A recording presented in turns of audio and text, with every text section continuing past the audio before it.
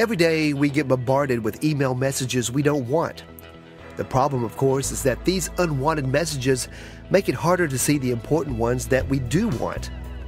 We're quick to point fingers at anonymous spammers selling fake Rolexes and male enhancement drugs, but maybe the problem is closer to home.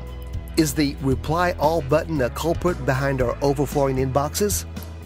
In other words, is spam mostly a problem of our own making? And to ask a related question, how much humiliation could we spare ourselves if we got smarter about using or not using the reply all button? According to data cited in a recent Bloomberg Businessweek article, at least 15% of a typical office worker's day is spent on email, and 5% of emails received are replies to all. While that might sound like a small percentage, think about those stats over time. What you have is death by 1,000 cuts. Businessweek reports that the misuse of the reply all button has some large companies considering an outright ban on its use.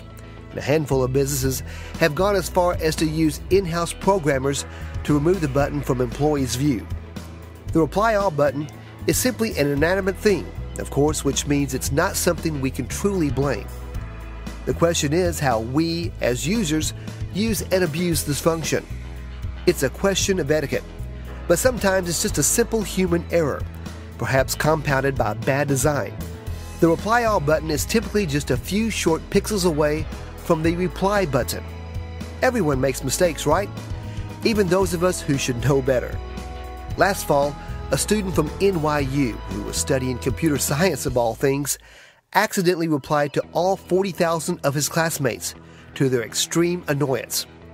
The event was soon dubbed the reply all-pocalypse. This isn't a newly diagnosed problem.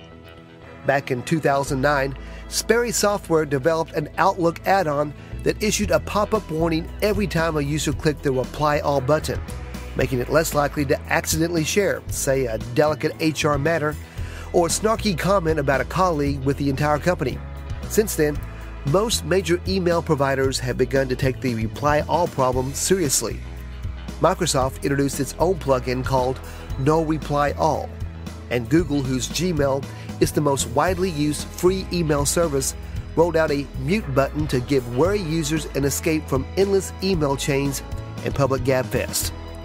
Despite these advances, it's still up to us as users to exercise good judgment and do our part to reduce internal workplace spam. It's our policy that you should have a really good reason every time you decide to respond to a mass mailer. What's your policy? Just hit reply and let us know.